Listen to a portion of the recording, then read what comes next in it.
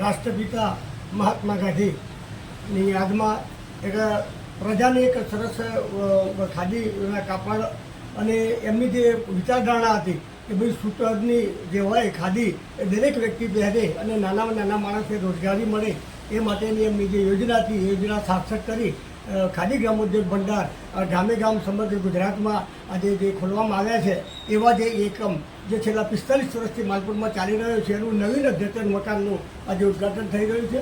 ખૂબ આનંદની વાત છે અને ખાદી ગ્રામોદ્યોગ ભંડારના રાજ્ય લેવલ અને જિલ્લા સ્તરના પ્રતિનિધિઓ આજે અહીંયા આવ્યા છે મને આજે એનું ઉદ્ઘાટન કર્યું છે, અમને આનંદ છે। આ નવી સુવિધા સૌને માટે સુખદાયી નીવડે એવી પ્રભુને પ્રાર્થના કરીએ।